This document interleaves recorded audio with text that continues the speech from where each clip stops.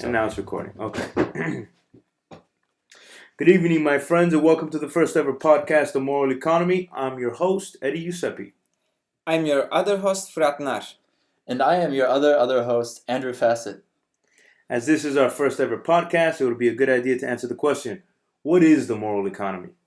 Besides now being a podcast, the moral economy is three things: a website, a way of life, and an organization.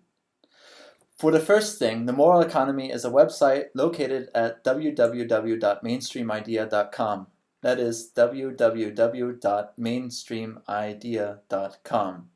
On this website, you'll find a portal to collaborative, interdisciplinary research, advocacy, and activism, as well as a collection of artwork, memes, and even poetry on the subjects of justice, democracy, equality, and economics. The aim of this website is twofold. First, it is a tool for propaganda to advocate the creation of a more moral economy. And second, it is a tool for people from all walks of life and levels of education to come together and discuss just how we are to create a more moral economy. When you go to the website, you will find the format confusing. Moral economicus, political culturalism, polyphilicon, mythicult. What the hell are those things? And if you click on most of the links, they lead to nowhere. Why? I don't know. But that's because we want to hear from you. This is a collaborative project, and the more people we have on board, the better. So if you do want to write something with us, select a heading from one of the three categories: Moral economicus, political culturalism, and polyphilicon mythicult, and start writing. You can send your ideas to moraleconomy@mainstreamidea.com. That's moral economy @mainstreamidea.com. We accept drafts, proposals, and abstracts, and only one of us has to approve your work to be published. The catch is that we will work on the article too, asking for references, adding comments and suggestions, or plain reworking arguments. Don't worry, that's the idea of collaborative writing. It's both peer-written and peer-reviewed. And we will be keeping tabs on what topics you write about, so if we are ever writing something in your area, we'll drop you a line. Fertig. That's good, man. I think that was good.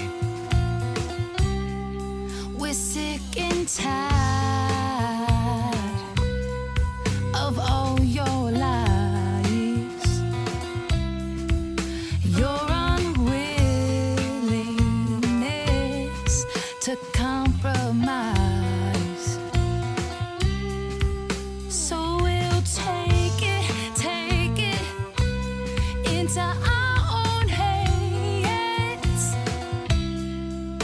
Educate ourselves and take a stand.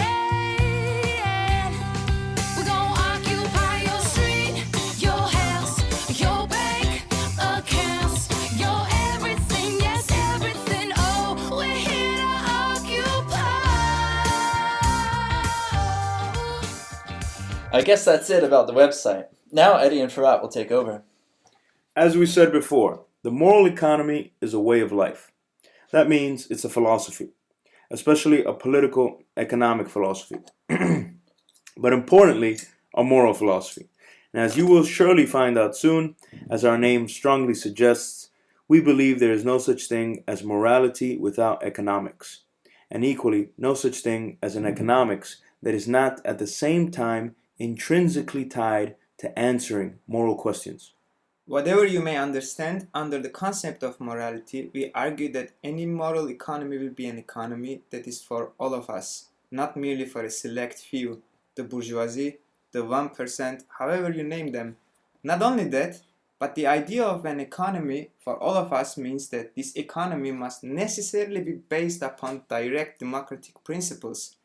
That is to say, the establishment of direct democratic institutions in the political realm, treating politicians not as ruling representatives of the people with their own power, but as trustees, caretakers, or custodians of our political economic system, whose job is not to decide what we do as communities, but to put into effect those decisions that a community makes through direct, deliberative, democratic decision making. This is encapsulated in the idea that any vote for a politician or party in our current forms of representative democracy is essentially a vote against your own right to choose for yourself. The government, as we see it, should not have the power to choose for us. Rather, that power should be reserved for the people. And the government's role as a limited institution is to do exactly as the people say, with some accountable freedom to choose how to enact the policies of the people. To put this in other words, we understand the people to be the experts of their own preferences, that is, their own wishes and desires, whereas the government as custodians should be experts on how to implement our chosen preferences. That means when people vote for custodians, they vote for doctors, nurses, and psychologists when the people decide on a healthcare system that keeps us healthy. They vote for physicists, biologists, and climatologists when the people decide to fight climate change and pollution. They vote for teachers, child psychologists, and parents when the people decide to create an educational system in which truly no child is left behind. More than that, not only do we need to have more direct democracy in our politics, we need it in our workplaces. It is abundantly clear that without turning the means of production, what to produce, how to produce it, where it should be produced, as well as how the product is distributed and who gets the surplus, over to workers and communities, then no political system, however democratic, can succeed, and likewise, without a directly democratic political system, no, we won't be able to build democratic workplaces. To elaborate, we will summarize the arguments put forth by Richard Wolff, an economist who acquired his PhD at Yale University and is currently a visiting professor in the graduate program in international affairs of the New School University, New York City. For more information on what we are about to present, you can go to rdwolf.com. That's wolf like the canine animal with 2 F's. His website, or democracyatwork.info, the website of his organization, Democracy at Work. To repeat, that is rdwolff.com and democracyatwork.info.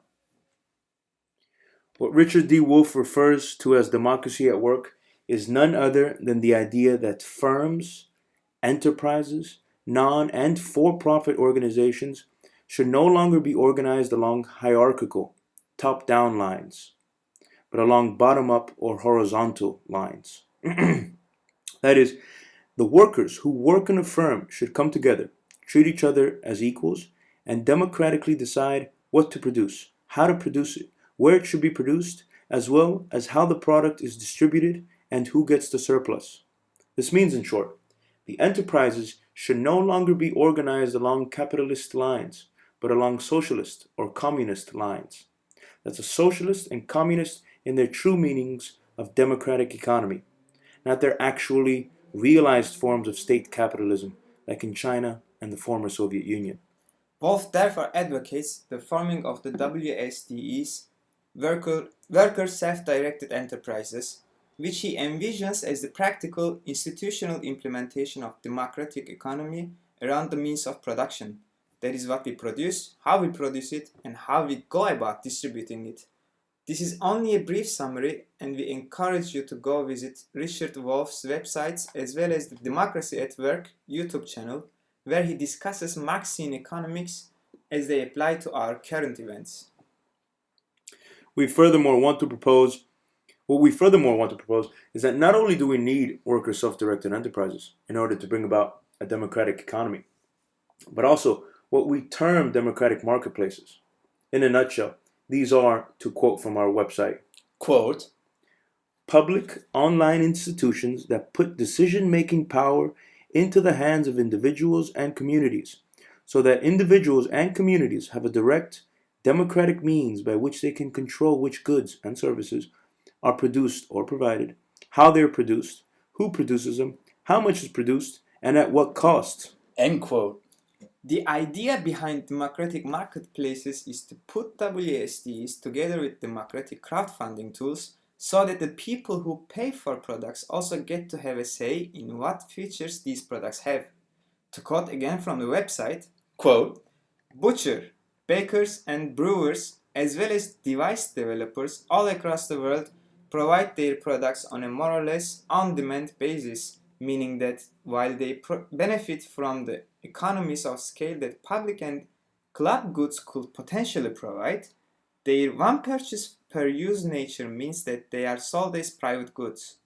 Yet what happens when a butcher sells expired meat, a baker sells maggoty bread, when the beer contains harmful chemicals besides alcohol, and when software crashes and wipes a person's flies? Either a government agency has to step in, or, as in most scenarios where a product is bad but not harmful, users have to accept a corporate as-is policy.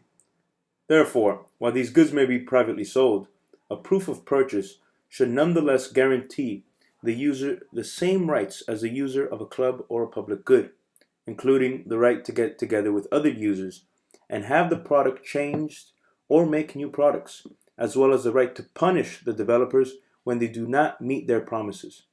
These rights should be self-evident, and we should not require a government agency that is subject to corruption and inefficiency problems of its own in order to punish bad and dishonest business practices. end quote. Combined with democratic marketplaces, Richard Wall's Worker Self-Directed Enterprises, or WSDs, become People's Self-Directed Enterprises, which we think is exactly in the spirit of his project. Instead of either relying on capitalist market mechanism or government agencies to serve our needs and protect our rights, we advocate none other than institutions in which we serve our own needs and protect our own rights. In other words, democratic institutions for a moral economy, which we term democratic economy. Okay, so all of this has been to answer the question, what is the moral economy as a way of life? The final question is, what are we as an organization? The truth is, we don't see that we can separate the two, the organization from the way of life. A person is a sum of all three things, their actions, their words, and their thoughts. Therefore, we see that our thoughts should be put into words and action. Our words should be thought about and acted upon, and our actions should correspond to how we think to ourselves and talk to others. That's why our goals are a mixture of thought, communication, and action. To quote the website, Quote, the moral economy is an interdisciplinary, multidisciplinary, and transdisciplinary group of writers, researchers, artists, and activists. In very real terms, we wish to understand the underpinnings of our economic, political, and moral world, as well as to develop practical models for applying and living those understandings to, in other words, be the change we wish to see in the world. Our hope is that these models can be shared and improved upon and perpetuated in order to educate, enlighten, and emancipate human beings. end quote. Okay, so before everyone starts backing off, rolling their eyes and thinking, what a bunch of idealistic hippies, we want to say that the most important thing is that we start a conversation on how we go about building a more moral economy. We see conversation as the first step, since our words are a bridge between our individual, internal thoughts and our collective, external actions. And that is the purpose of this podcast. While in the beginning we will mostly be advocating our ideas, we hope in the future to conduct interviews, to answer audience questions, and to engage our audience and encourage them to start a real conversation. I know we feel it's time we occupy. Hey, yeah, yeah. I reckon it's a revolution.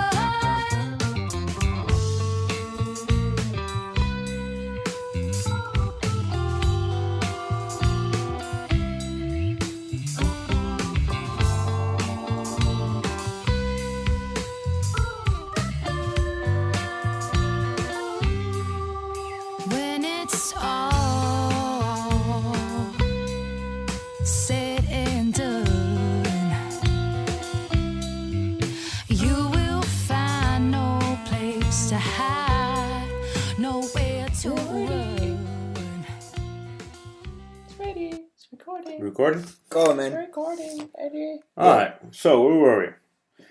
So, now that we've gone into who we are, we would like to devote the rest of this podcast to an issue that has been all over the media for the past 2 months.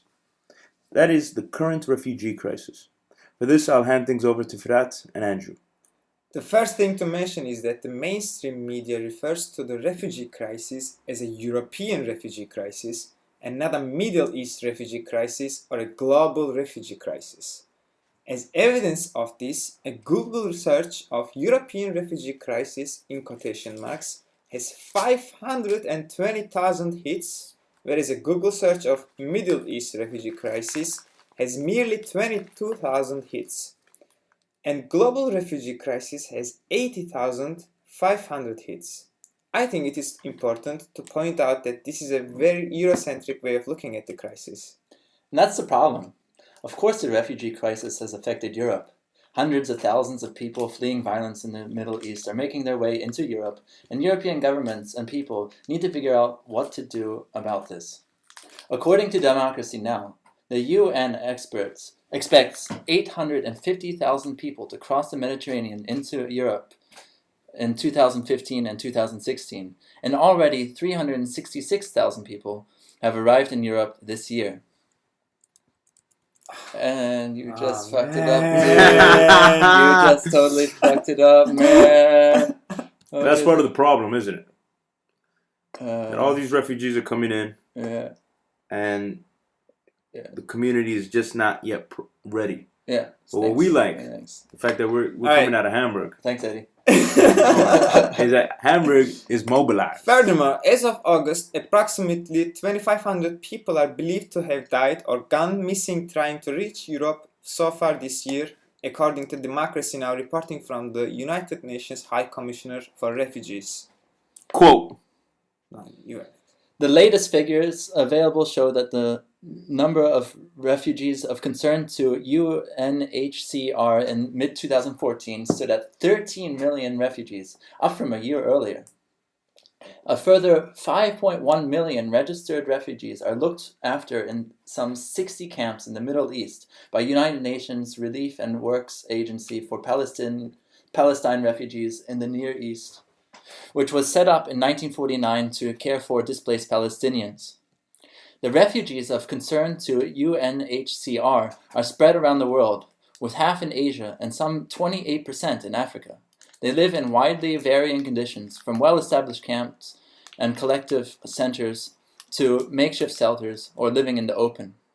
More than half of all refugees of concern to UNHCR live in urban areas. They all face three possible solutions: repatriation, local integration, or resettlement. unquote. The figures show that this is not a European crisis, but a global crisis. So why do Europeans, and with them the US, call this a European crisis? We see two reasons. The first reason is that it serves to justify restricting the inflow of immigrants. If the politicians and media can control the conversation, and that conversation basically says 850,000, that's a European crisis. That's way too much. Fuck yeah.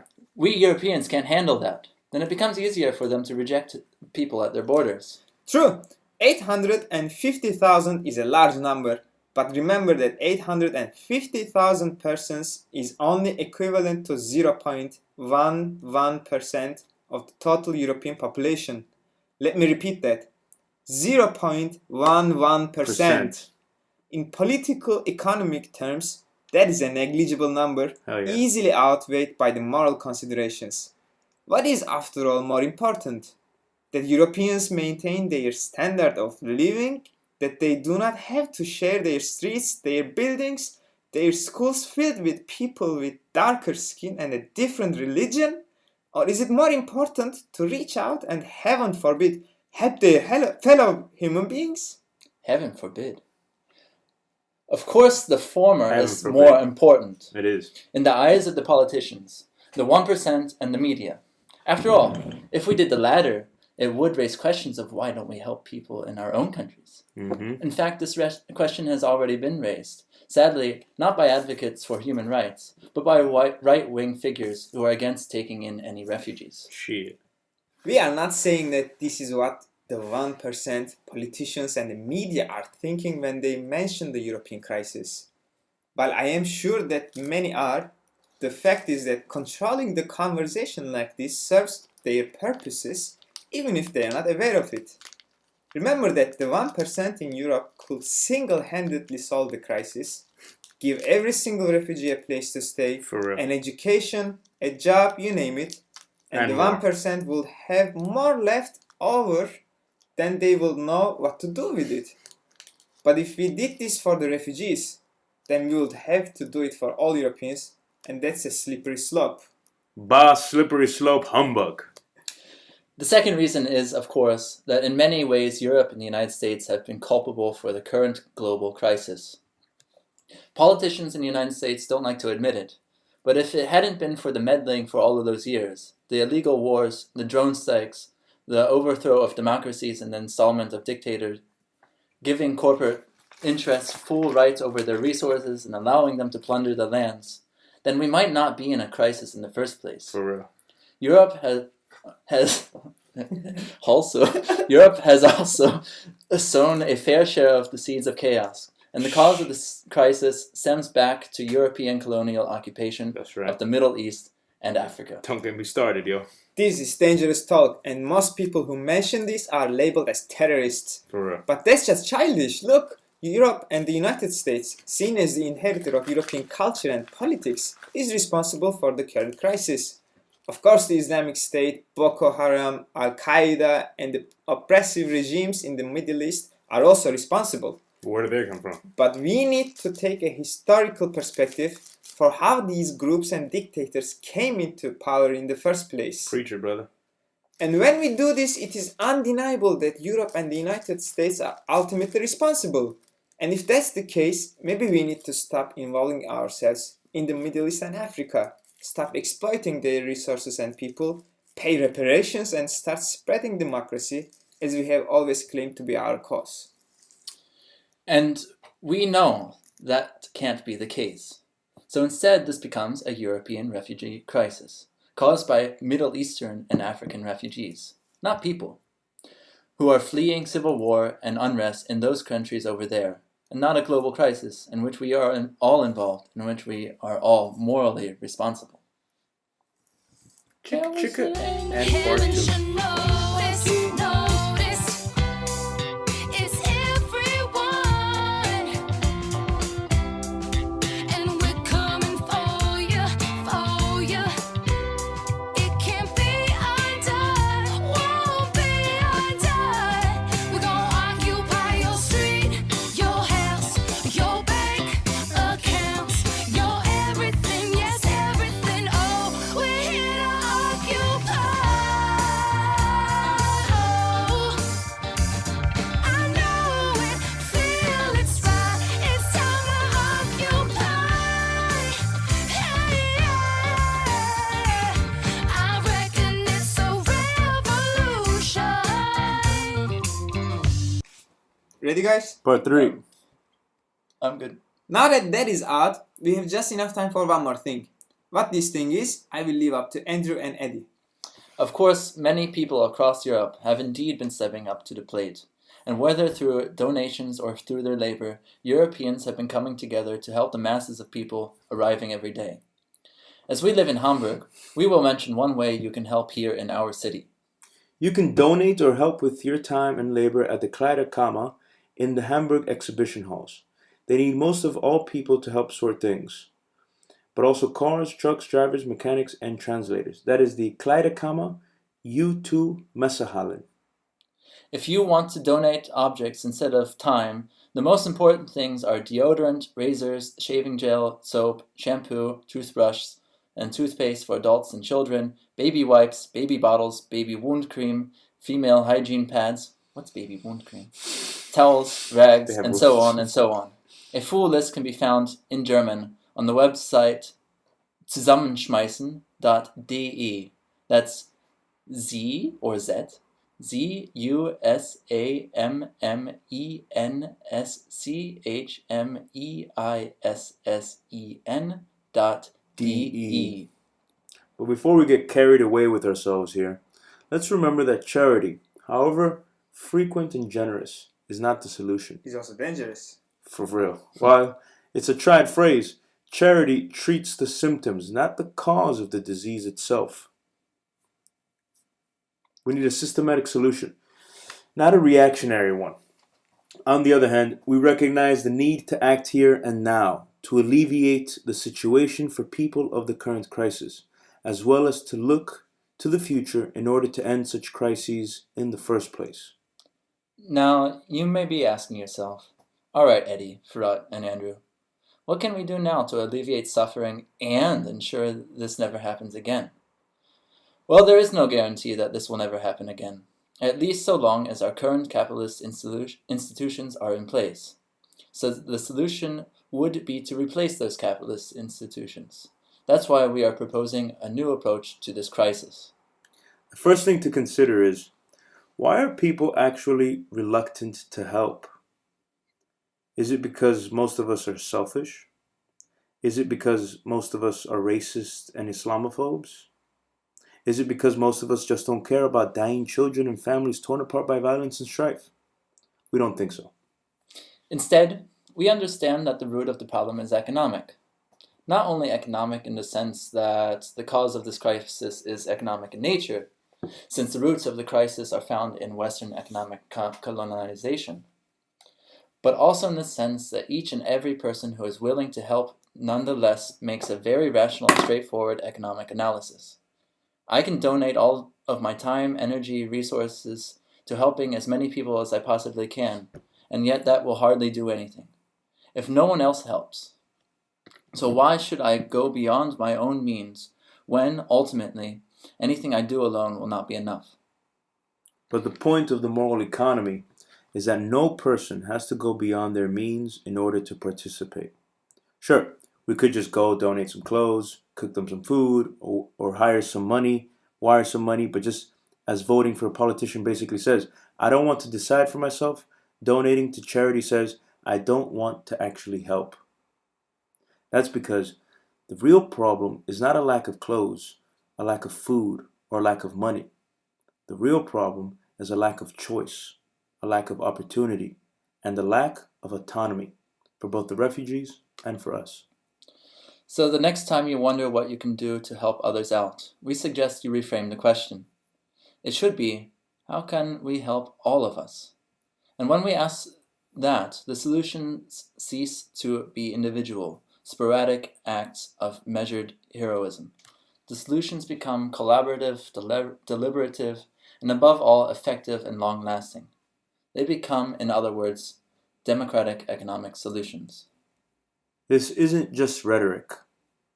Here are some practical things we can do. Got hungry people at camps? Don't hire caterers or drop off a bunch of food. Create a people's kitchen and invite refugees to help cook and, importantly, make decisions on what to cook and how to cook it. Many of the refugees were cooks themselves or know their ways around kitchens. Instead of giving money to for-profit catering companies, that money could be spent helping refugees feed themselves and gain an income while doing it, while also employing people in our own communities. Food and money donations would certainly be welcome, but let's cut out the middleman and form a people's self-directed kitchen together. And then we can think, where do we get our food from? Food comes from somewhere, and all of our research indicates that food, in fact, grows on trees. Yeah. A growing proportion of our agricultural economy is dedicated to growing local, organic, fair trade goods. So let's start a people's self-directed farm. What's fairer, more organic, and more local than a farm run and operated by the very people who eat the food with their families and friends? Good point. Instead of giving money to for-profit farms, that money can be spent helping refugees feed themselves and gain an income while doing it, while also employing people in our communities. What about medicine, clothing, hygienic care products, housing? Are there no nurses and doctors, tailors, chemists, or carpenters in the refugee camps? Instead of donating or finding them jobs as they work for us, let's all of us work together, refugees and locals included, to build an economy that actually responds to the underlying causes of the crisis and not just throwing token gestures at the symptoms until they're covered up again. And before you say, hey, we can't all start factories and farms just like that. This kind of helping takes a lot of time and effort. We need to alleviate suffering right here and now. We will ask you, well, what's the problem? In the end, we need to integrate these people into our society anyway, and ultimately the only obstacle is us. True, this will take a lot of time and effort, but it will take much less time and effort to work together with ourselves and with the refugees than to rely on the individualistic logic of charity. It's the same analogy as give a man a fish, feed him for a day, but teach men and women to crew their own fishing boats, you'll feed them and their families for a lifetime. Mainstream economists say we should help these refugees and migrants in general because we have an aging population and the refugees can pay into the system. The right-wing and neoclassical economists say we should not help these refugees because we should be focusing on the poor in our own land. Oh, now you care about the poor? We're saying we should help these refugees because it's the right thing to do, and because we have an aging population and poor people in our own cities and towns who have been forgotten by the system. We should help people in a way that helps all of us. The refugees shouldn't come here and receive our aid ultimately to work for us.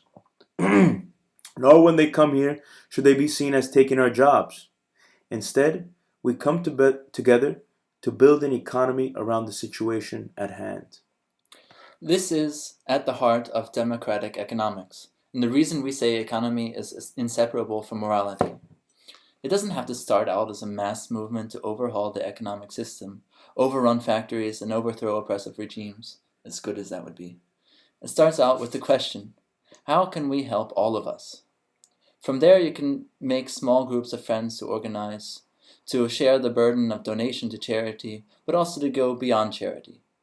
Small groups work together to become bigger groups, and bigger groups work together to become movements. And really, the only limit to what we can build is the number of people involved, which is just one more reason to include the refugees in the democratic decision-making processes and start people's self-directed enterprises to help put an end to this crisis.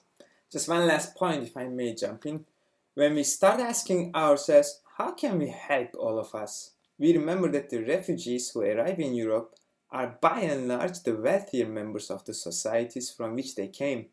The poorest members are still trapped back home, facing war, starvation, and oftentimes a lack of services because the doctors and engineers have already fled. Don't forget that. That is when they are not dying, of course. The individualistic charity approach of capitalism would have us help only those whom we see here and now, who affect us most readily. The democratic economic approach takes these people into account and points out that the system that created this crisis also leaves its poorest individuals to bear the brunt of its dire consequences. Man, thanks for that. That's Good a very one. good thing to Yeah, say. it is. Alright guys, I think it's enough for today. Yeah, okay, see you next time. I'd like to thank once again Rhea and the Money for allowing us to use their wonderful song Occupy for our intro. I hope you enjoyed our first podcast, and hopefully until the next time. Bye. Tschüssi.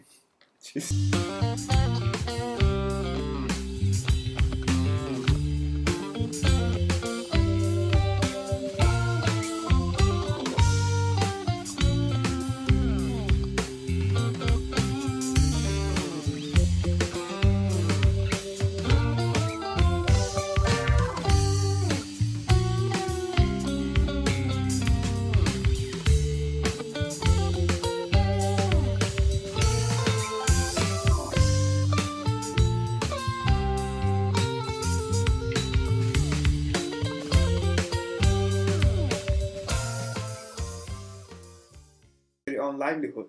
What is democratic economics again? It is what morality is. And And I like- morality is nothing more than that.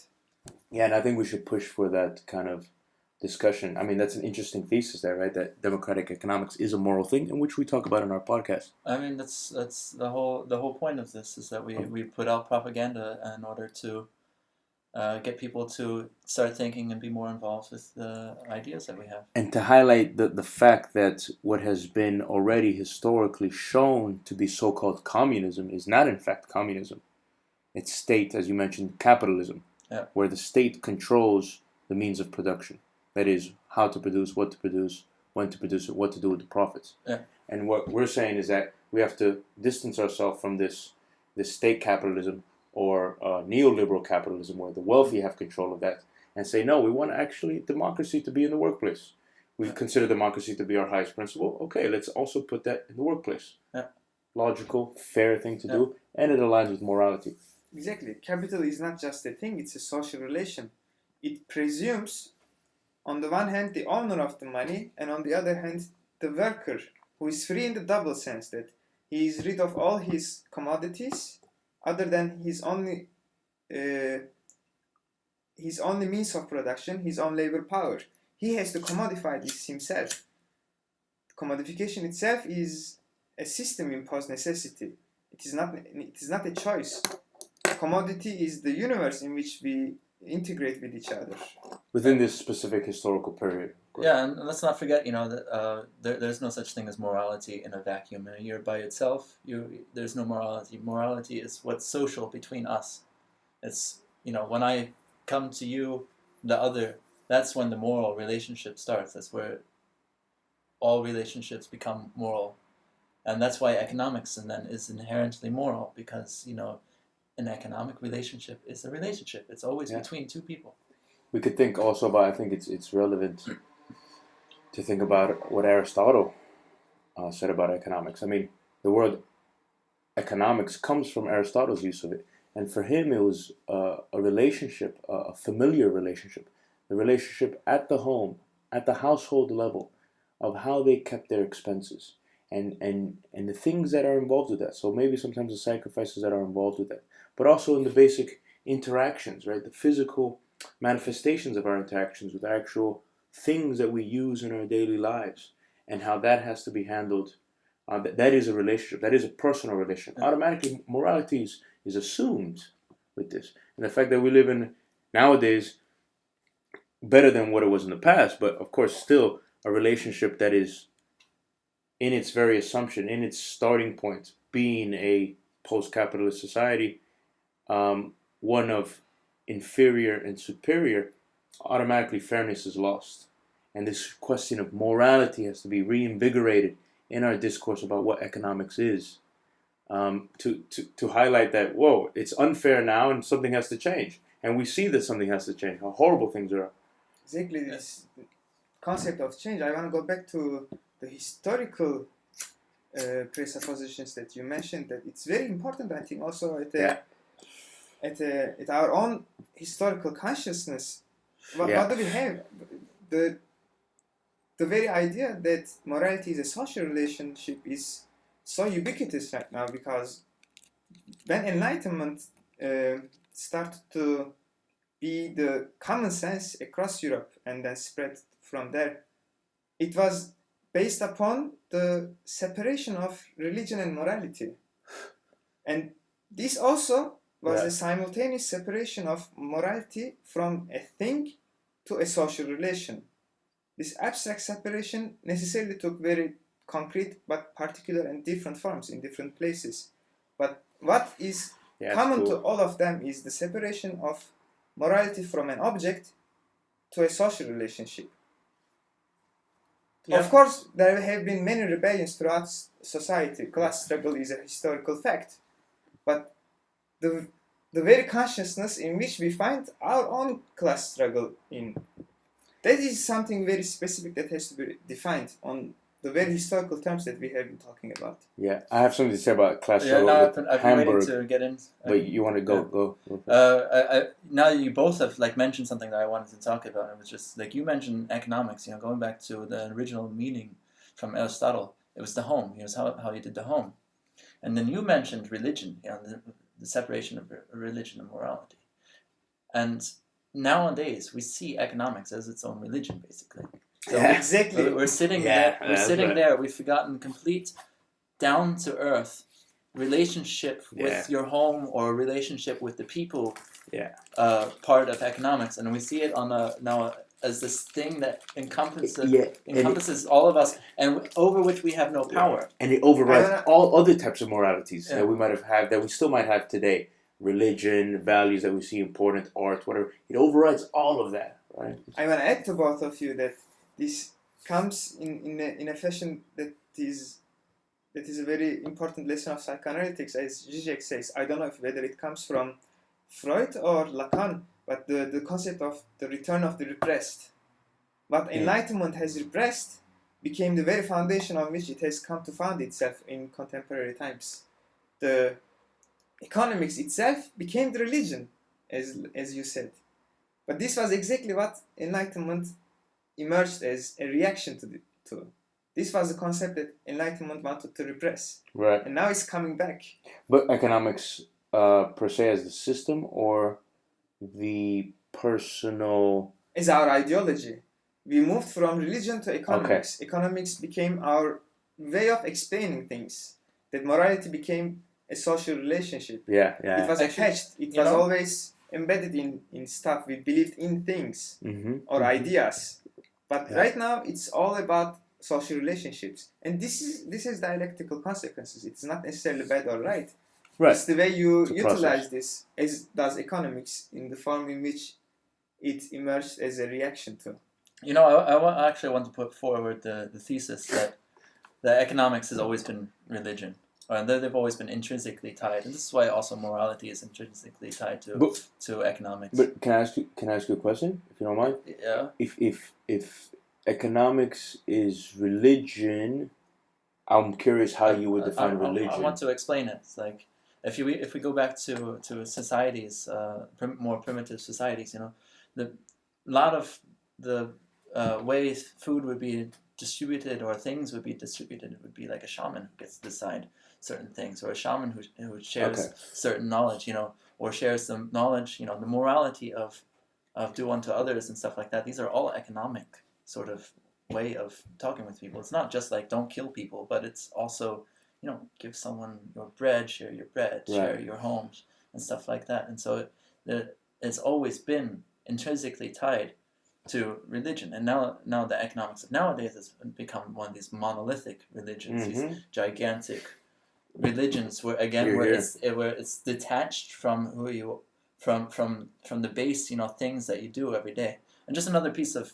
evidence. I mean, if you look at like Orthodox religions, you know, like Brahmanism or Orthodox Judaism, like they have very specific rules of cleanliness, of how you do things with food and stuff like that. And those are all, again, economic rules. I mean, they also narrow, with these rules, they also narrow the scope of their audience. They're always tied to certain nations. But then you have the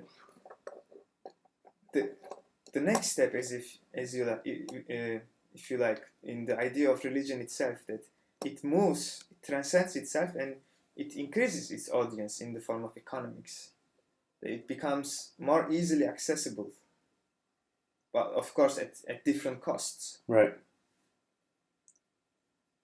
Yeah, I mean, you made me think about it, but I wanted to briefly go back to, we went far. I wanted to go back all the way back to where I mentioned about Hamburg and the history of Hamburg and how there's this dialectic of class struggle, which is fascinating because it's still instantiating itself in our present day. I mean, we see its actions daily.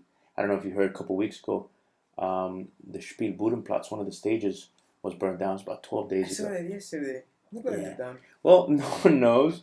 I haven't investigated on the streets. I'm on the streets often, you know. I haven't asked around to see what's the story behind it. But from, I think it was the Zeit, reported maybe a week ago after the fire that where the fire started wasn't a place where a fire ought to start. Therefore, there was an arsonist. And that's interesting because for St. Pauli, the Spielbudenplatz represents the encroachment of gentrification. I mean, it led to violent protests. I mean, I don't know if you guys remember December 2013, a group of anarchists. I coincidentally happened to be there when it happened. Um, Attacked the Coincidentally, Yeah, yeah. yeah. No, I wasn't involved. I wasn't involved. We were there together.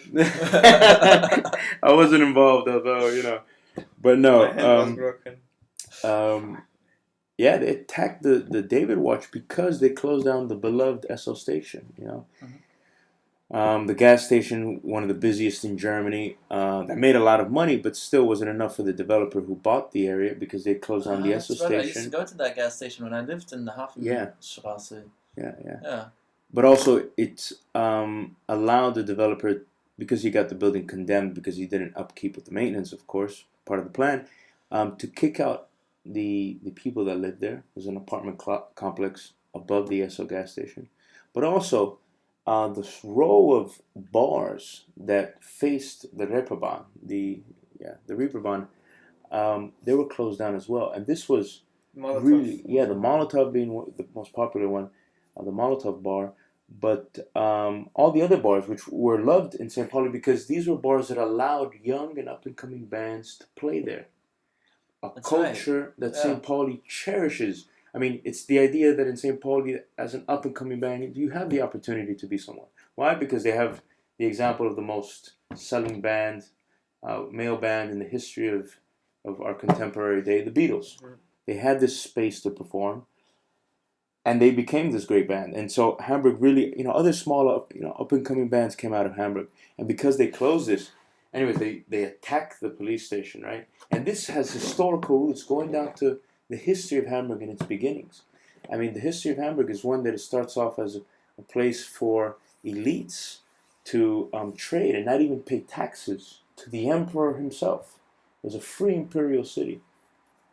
And from the very beginning, we have this long history of the guilds, the working classes and their guilds, and what they were able to do. It's funny because in the Rat House, in the city hall, you have the statues, and this was part of the examples of propaganda, 19th century propaganda. You have the statues of the Kaisers, the emperors, all the ones that didn't impose taxes on Hamburg, of course. Above them, you have statues. Actually, above them you have shields of the different heads of cities, and above them you have statues of the different guilds in Hamburg. And so the idea was, this was built in 1897. The idea was that now the guilds, the working classes in Hamburg, have the possibility to vote, to have democratic control, so-called democratic control. They could elect their own citizens to be representatives in the Rat House. Why? Well, this was the case for the last 30 years. They only allowed this to happen by 1867. Before that, it was total control of about 25 to When a 35. good book got published in Hamburg. Sorry? When a very good book got published in Hamburg. About that. Yeah, in 1867. Ah, yeah, that's right. Isn't that funny? Yeah, it's a funny coincidence. And anyways, before they Just so everyone knows, that's capital by yeah. Karl Marx. I mean, before they keep on going. Yeah. That's a good coincidence. I didn't realize that. And only these 25 to 35 so-called Grand Bürger families, the great citizen families, had control of Hamburg. This was a status during the Roman Empire that was given to people, to elites, that directly could speak with the emperor. These families have been in place here in Hamburg. They've been in power here in Hamburg for hundreds of years, at least 400 years. And we know actually some of them. We probably heard of one family's name. It's called the Warburg family. And of course, the Warburgs, the Warburgs, we pronounce it in English. I don't want to get into conspiracy theories because there's a lot of conspiracy theories that, use this figure to say, they control this and this. But if we look historically what some of their family members have done, it's pretty impressive in who they are. Most notably, one of the guys who created was one of the main minds to create the Federal Reserve System. Right. This is, of course, the conspirators. They take this and run with it. But it's interesting. Hamburg has one of the oldest banks in Europe. I actually have a student. I also teach English on the side. I have a student that he works for one of these oldest banks. It's called the what is it called? I have it on my phone. The Ruenberg Bank. And so to think about class struggle today and just in Hamburg is such a great example. I mean, we have this long history of elites and power and capital and wealth, and still it's very violent, aggressive form of working class resistance right here at the heart of capital. I think it's interesting. I'm interested to be in Hamburg at this very historical moment in It's time. a good lesson to be here. Yeah. We have a nice opportunity, I think. Yeah. The accumulation of the capital, the concentration of capital, is not just the increase in wealth, but it's also a change in the very social relationship which produces it. That's why so much accumulation is always accompanied by heavy class struggle and conflicts. This was a time of really big transformation going on in Europe. The emergence of Vienna, for example, as a cultural hub, that came along with the class struggle going on there, the Austrian workers' class struggle. And the same process going on also in Germany, right? Right before Bismarck started to centralize capital and come up with what can be considered as the first form of welfare state in Europe. As a way to tone down the heat he felt from below, from the working class. That was already in itself a response to the economic crisis sweeping across Europe in 1870s. That produced Bismarck. Yeah. What can you tell me about the German Revolution of 1914, was it? 1948, wasn't it? It's the one going... 1914, I'm sorry. During the First World War. Yeah. Yeah, it's also tragic how that ended. Yeah. Simultaneous mutinies on part of the soldiers fighting for the German Empire, and worker collectives declaring autonomy in their workplaces. So 1919. I think it lasted. Yeah, it's kind of strange how we've forgotten that as a society, right? Yeah, just how we've forgotten that the United States invaded Russia after the First World War. Well, yeah, I think it was 11 countries or 9. Let us remember, the first communist state in the world was found in 1917 in the Soviets around that time. Yeah. And the First World War, all these developments show you that it was indeed a class war across the globe. And then Bolsheviks took it over in the end and turned it into state capitalists, which we call communism after that. Well, yeah, I mean, there's an interesting short video by Chomsky about just the history of the word socialism, for example. And that's just an eye-opener to all these other systems that now we label as communism or this or that. And that's really a shame because, I mean, what communism is by words is way different than anything we saw historically. No, we've come to full circle now, actually, onto the meaning of communism. That's how the conversation started. So I'm going to end it there. Bye, guys.